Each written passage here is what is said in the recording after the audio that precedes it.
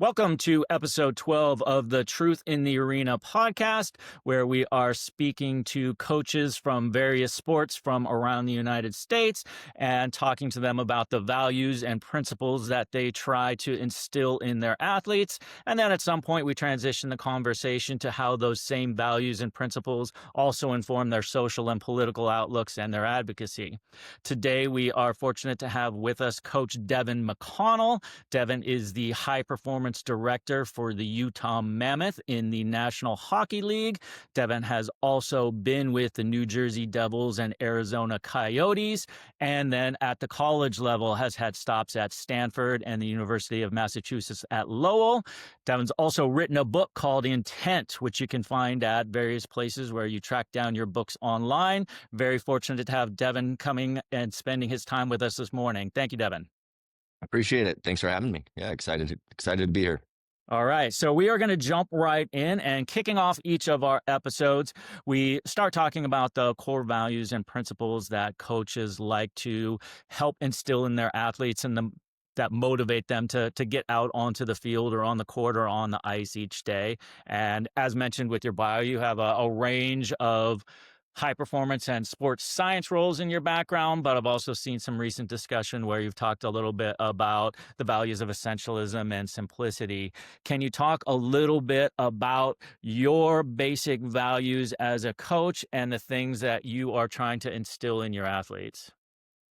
Yeah, my core values, I think, come down to some pretty basic ones. I think I'm a firm believer in the value and power of hard work, of teamwork.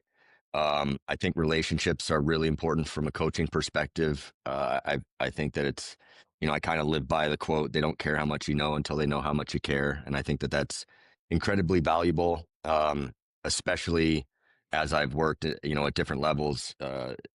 Professional sports is very different from collegiate sports in a lot of ways, although the college landscape's changing a lot. And I think creating trust, building relationships is absolutely instrumental. So that's a really sort of core tenet for me. I'm very detail oriented. We have our performance department has a motto: "Details build champions," and that's definitely sort of a key tenet for me, a key principle. And then really equality, which I think will probably frame a lot of what we may talk about here in this podcast. But I think equality, fairness, respect are definitely key attributes, key tenets for me. Yeah. So, I mean, you're already starting to hit on some of those things when you talk about teamwork. You talk about the truism of they don't care how much you know until they know how much you care, which is like that basic empathy piece, which is super, super important for building relationships, building trust, and then equality and fairness.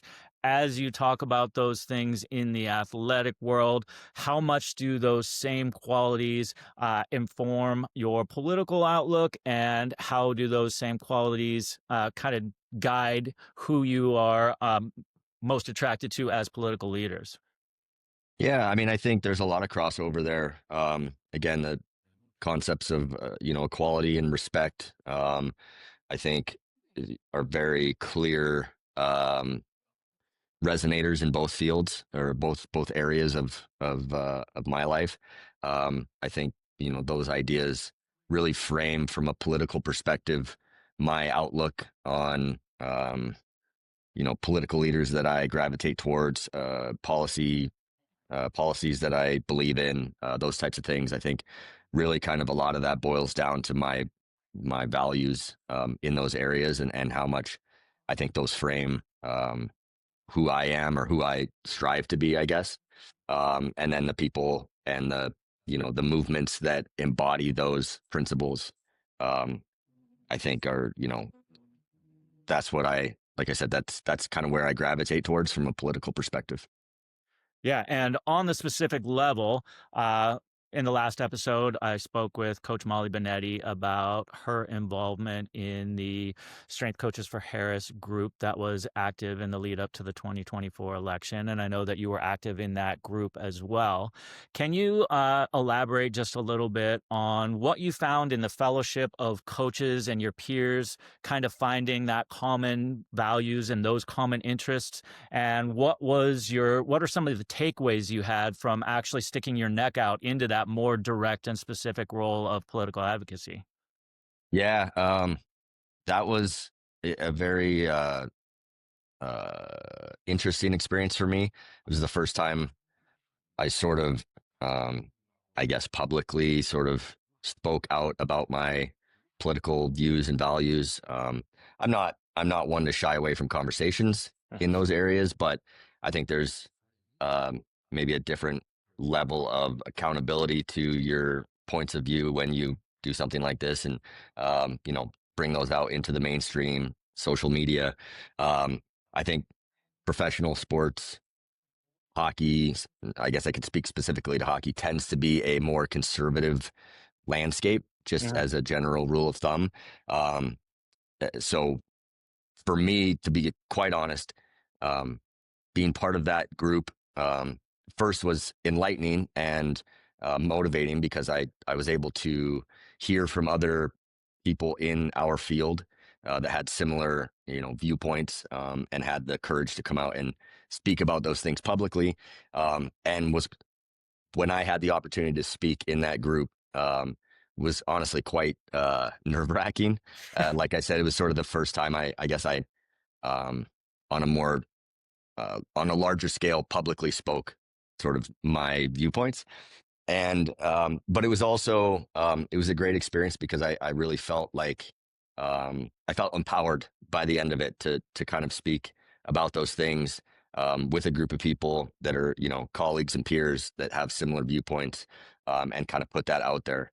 Um, so it was a great experience. It was a great learning experience. It was great to hear from others that um, were much more eloquent in their discussion about these things. It's I can talk about sports science and strength and conditioning and these things all day long. Right. I certainly have deeply held beliefs, political beliefs, etc., but I'm not as good at expressing those things. So it was a learning experience for sure, but one that I very much valued. No, no. Hear you 100% about how we travel in a lot of conservative landscapes in the professional coaching world, and navigating those landscapes as a professional is also goes down to some of those values of respect and being able to build relationships even if you don't necessarily have the exact identical ideas as somebody else in that same landscape.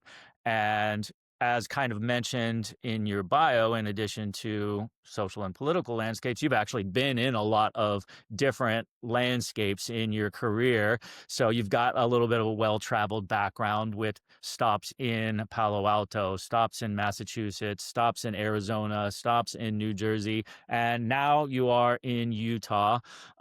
Can you tell us just a little bit about, maybe something that the average citizen of the United States may not know about the state of Utah, because it's kind of its own unique landscape there as well. And then having become involved in the community and raising a family there, what are some of the things you most appreciate about Utah, and what are some things that maybe if you could change, you would? Yeah, I've been very fortunate to live a lot of places.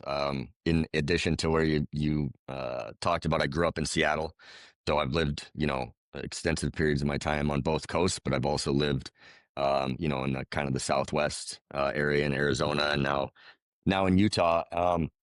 I've been here for just over a year, so by no means am I an expert in the Utah landscape yet.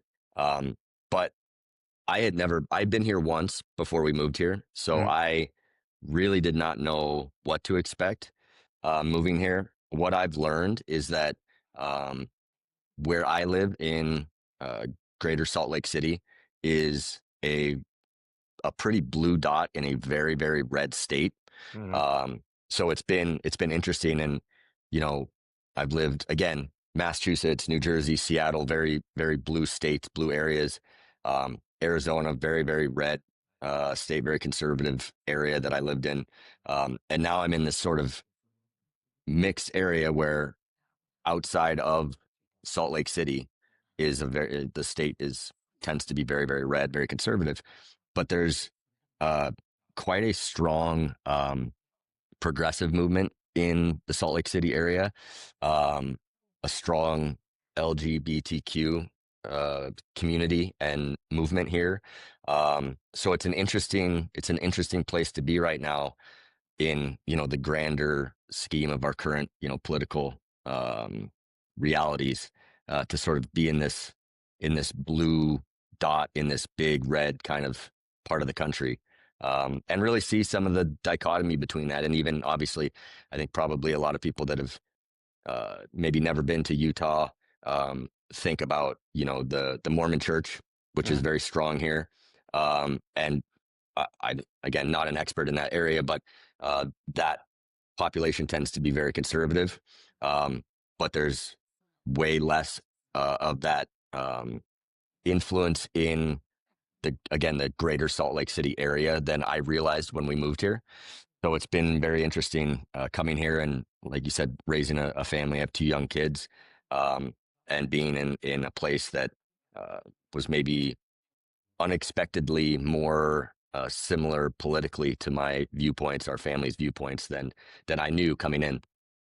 No, absolutely. And when you talk about those, blue dots surrounded by red areas, it's just very common where the blue dots tend to be places where you are concentrated around a lot of other people and you have to learn how to get along with them. In my neighborhood, the neighbors on my left are from Israel, the neighbors across from me are Muslims from Afghanistan, and the other neighbor in our cul-de-sac is a former federal prosecutor. So we've got everything and everybody has to learn to get along. And then in the outlying areas where people have a lot more space, they don't necessarily have to interact with people who may be from different places and believe different things than them. And as you are in this more concentrated area of Salt Lake City, and you're seeing that little bit more progressive movement, kind of leads into my next question here.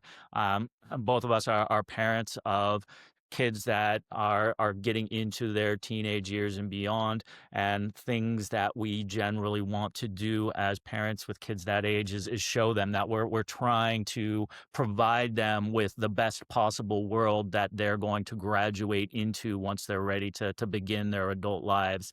And just like with our athletes, we want them to be the best versions of themselves, and we want the world to be the best version that we can present to them.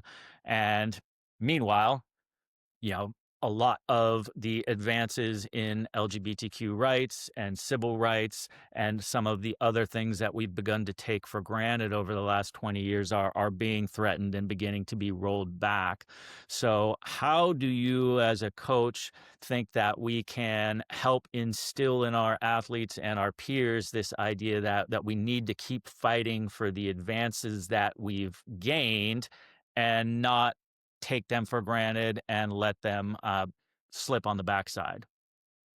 Yeah, it's a really good question. I think as coaches, we are we're leaders. We're leaders to our teams, in our athletic departments or organizations, within our family. In a lot of different places. I think to be a great coach, you have to be a leader, um, and I think part of being a leader is uh, uh, communicating and standing up for things that you believe in, and that's a big reason why I have chosen to interact in some of these, online spaces and start to try to open my mouth a little bit more publicly, I guess, because I think it's important that we have conversations. Like you said, I think one of the beautiful things about cities in general or higher population, you have to interact with people and you have to learn to get along with people that you don't necessarily have the exact same viewpoints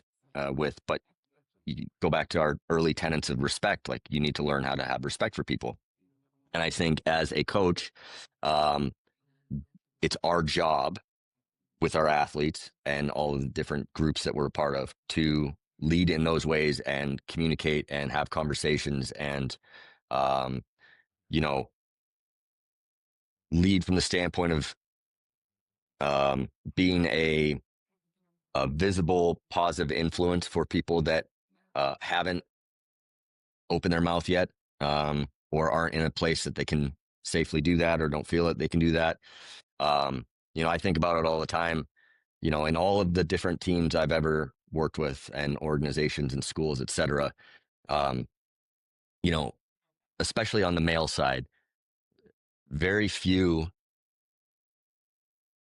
very few, if any, males have been openly gay in any of my environments, right? Hmm. Um, there is no statistical way that there aren't any male athletes I've ever worked with that aren't gay, Right. right? It's just not. There's no way.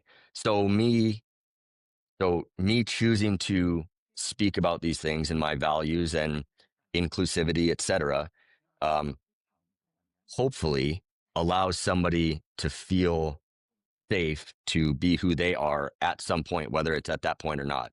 But Right. to know that there is somebody in their corner in an environment that is not traditionally super welcoming, to know Hmm. that, hey, maybe there are people that are welcoming. Right. Um, when we moved to Salt Lake City, um, one of the things that my wife and I actively looked for when we were house hunting were pride flags, Hmm. because coming from where we had been, um, we wanted to find neighborhoods that felt inclusive Hmm. to everybody. And we were very surprised with the number of neighborhoods that did have a lot of pride flags. But that was a purposeful and intentional sort of look for us, that we wanted to find neighborhoods that way. And I think as a coach, I think it's important that we create environments that our athletes, our staff members, the people in our organizations can feel safe being who they are, whether they're ready to announce that to the world or not. Yeah. I mean, for me, working in women's sports, it is incredible how just completely normalized and regular the fact that there are a ton of gay athletes, and all of my players on Instagram are sharing, photos of gay marriages with soccer players and celebrating female basketball players in same-sex relationships, and it's just an absolute given within the sport that that's just how people live, and it's exciting and they love it. And on the male side, it's still like virtually non-existent, if at all. So very, very important to have those people who, as you say, are willing to be that visible positive example of showing that yes, that there are inclusive spaces, and that you can kind of stick your neck out a little bit.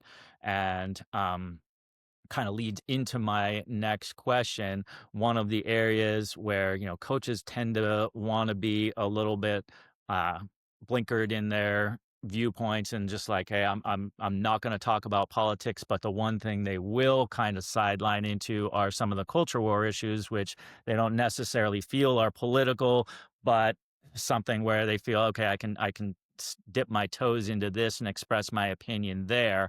And at the same time, online, those same culture war issues are really dictated by a lot of uh, propaganda and other just kind of misleading types of information.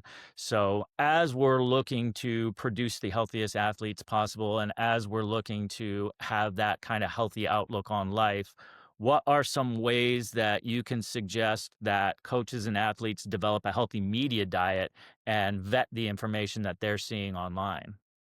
Yeah, I mean that's the $1 million question right now, right? With social media, and all of the uh, propaganda is the word that comes to mind.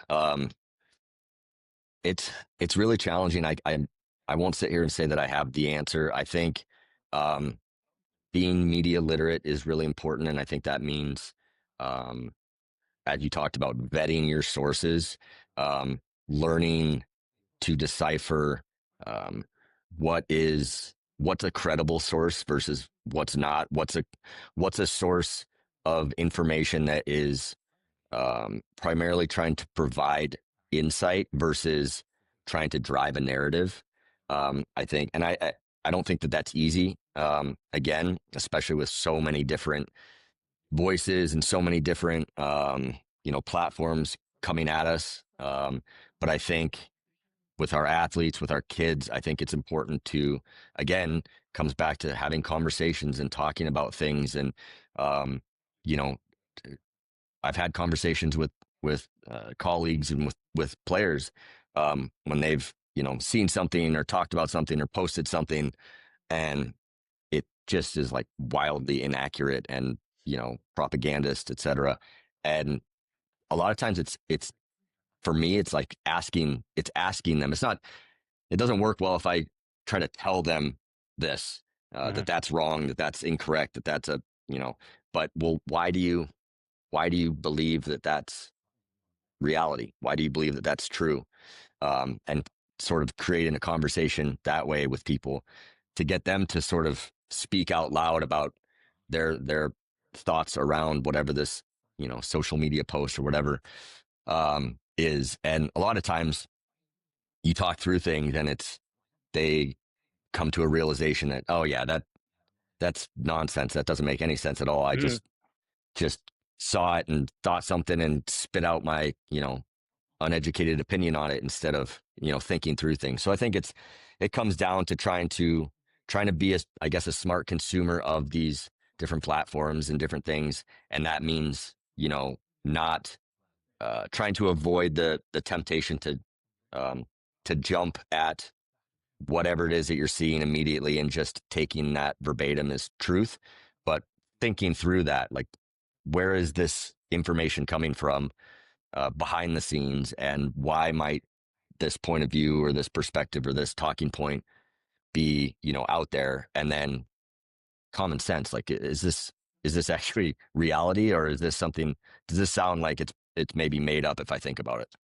Yeah, no, I really like that approach there, because nobody wants to be scolded, and nobody wants to be told that what they've done is wrong off the bat. But if you engage in that kind of dialogue and say, all right, well, how about you go about defending this thing that you're sharing or supporting, and in the act of trying to defend it, then maybe they trip over some of the same pitfalls. Oh wait, actually that doesn't really make sense if you look at both sides of it. Oh, this may not actually be true. And if they can come to those truths themselves, then hopefully that sinks in just a little bit more, definitely more so than somebody wagging a finger in their Sure. face. Yeah.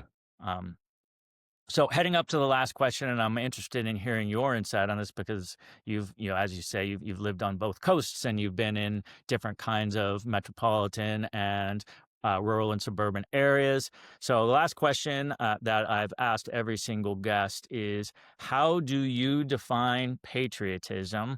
And do you see, within the current context and political landscape of the country, some way of coming to a shared definition of patriotism for everybody who's living in the United States? Yeah. This was a great question. I really kind of thought about this, or it made me think a lot. For me, patriotism is expecting the best out of our country and our leaders, and holding them, holding ourselves accountable to those things. It's not blindly saluting the flag just because I'm an American, but it's expecting the ideals of America, expecting us to uphold those. And when they aren't being upheld, to call to act, call people to action, and bring ourselves to action, and play a role in in our society as a citizen.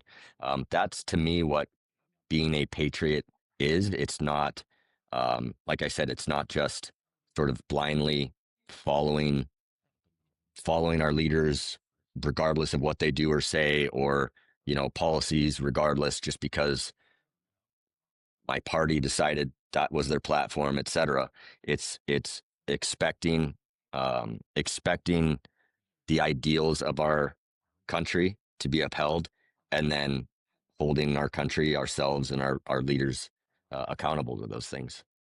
No, I think that's fantastic. And, one of the things that are like a common element of success and successful people is a certain amount of optimism. So I like that, like expecting the best. Like that's the optimistic side of it.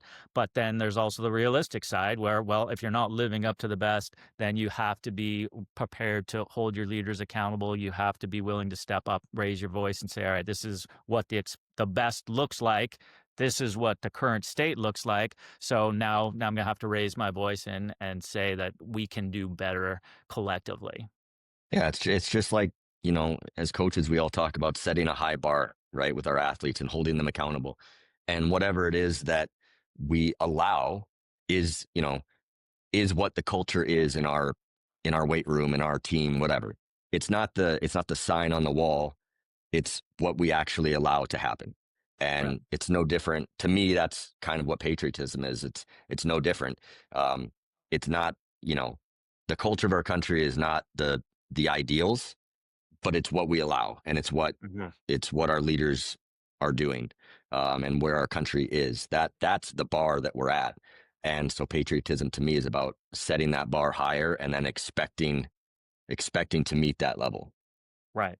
Yeah, coaches understand that 100%, that your team culture is absolutely set by the worst behavior that you tolerate.